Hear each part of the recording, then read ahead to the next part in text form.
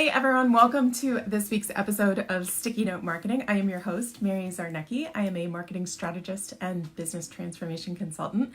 I love working with both big brands, big businesses, as well as smaller, scrappy startups and solopreneurs. So what this show is all about is giving you actionable tips each week that you can implement now to get more leads, more sales, and more impact from your marketing.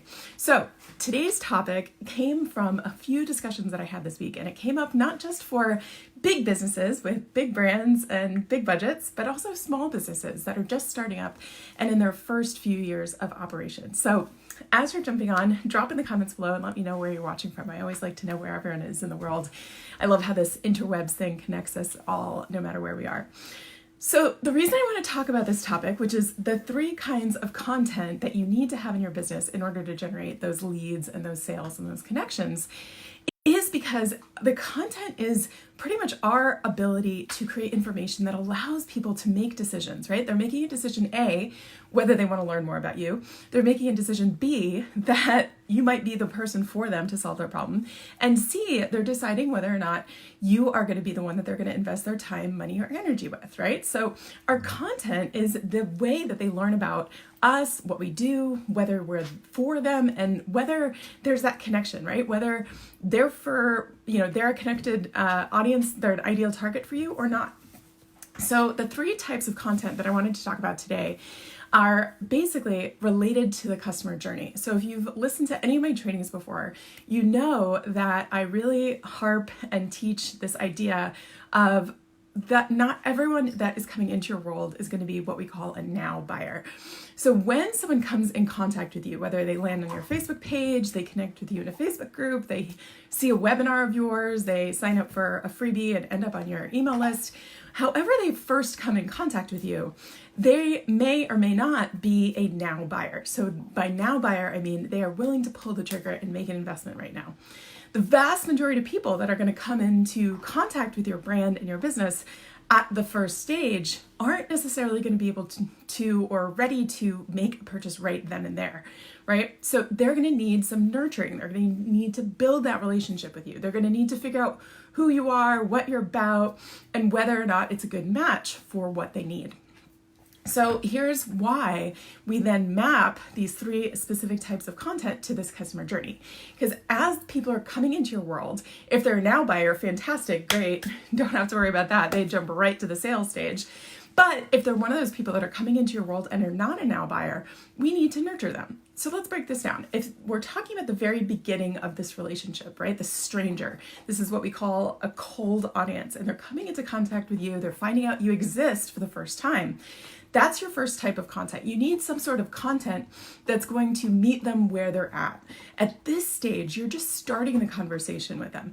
They don't really care about you. They don't really care about your story. And they don't really care about what we call in professional marketing, the reasons to believe, which is all of the functions and features and special ingredients and special methodology and the fact you've been in business since, 1421 BC. They don't care about that yet.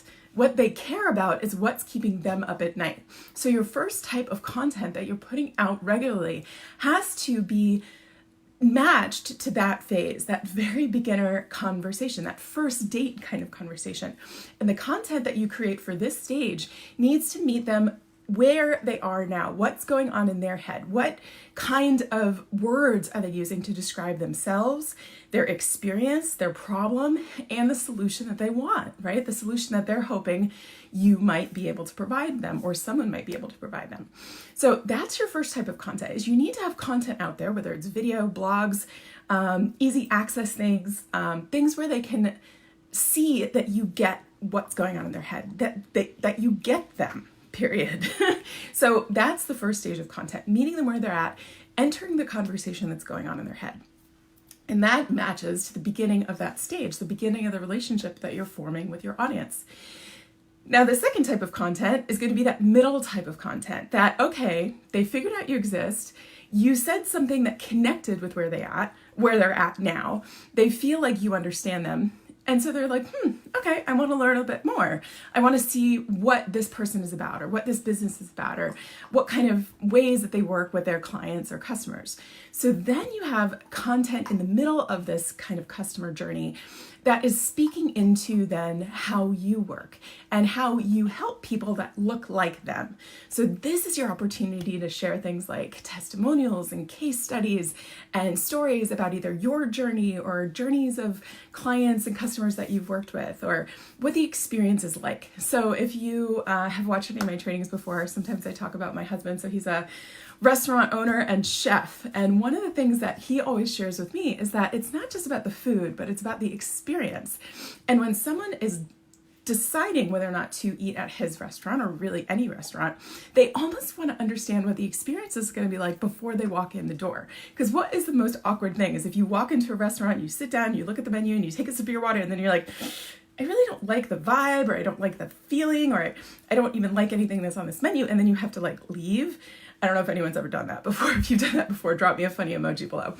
But you don't want to do that, right? And you don't want to do that with any purchase or commitment you make, whether it's time, money, or energy. You want to feel secure that if you make the investment to do something, to buy something, to go somewhere, that you're going to like the experience. So people want to almost experience it before they get there or before they buy from you. So this part of the content is sharing with them what the experience is going to be like, giving them the confidence that they understand, okay, this is what it's going to feel like, smell like, taste like. What if you're a coach, like if you're a health coach, this is what other people who look like me have had the experience and they've done it before. What was their experience like? Because then I can say, okay, my experience is probably going to be similar. So that's that second type of content, is give them the idea of what the experience is going to be like and what kind of outcomes they can expect. All right, now we're moving them along the journey with this type of content. We've brought them into our world. We met them where they're at. We entered the conversation that was going on in their heads, all about them, right? And then we shared the idea of, okay, well, here's where we could go. This is what happens with people like you. Okay, now they're really in that consideration. They're deciding, do I want to buy from this person? Am I going to make the commitment, right? The financial commitment to get value from them and then give value in return. So that third type of content is going to be when they're making that purchase decision. So hopefully by this point, you've made that emotional connection. Now, they might have emotionally already made the decision that, yes, I want to do this. But then what happens? Our critter brains, our inner oldest part of our brains come in, and it doesn't like change. It's scared of anything. And it's scared of this investment that they're trying to make. So what it does is it sets up all of these objections, right? What might be called, false beliefs or limiting beliefs, or any kind of objections are going to come to mind. And so in this third type of content, you need to handle those objections. So there are probably 2, 3, 4, 5 different objections that you might hear regularly from buyers or potential prospects. So those you need to actually go out and pre-solve for people.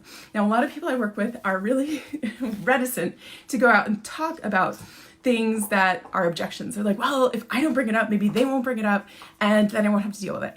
I hate to break it to you, but that's just not going to happen.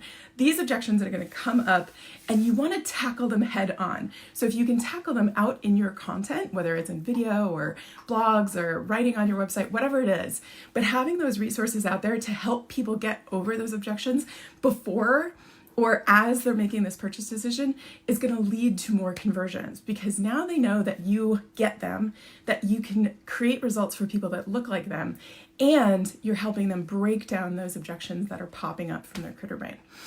So those are the 3 types of content every business, no matter what size, whether you're a $1 billion brand or a small local business, has to have and has to be sharing consistently and getting out in front of your audience in order to create those leads, those nurtured prospects, and then ultimately the buyers in your business.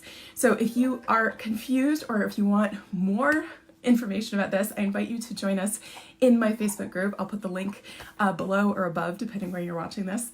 And I invite you to continue the conversation over there. It's a great community of entrepreneurs at all stages of businesses of all different sizes and different niches and industries. But the idea is to be the most effective and strategic when it comes to your marketing and content creation.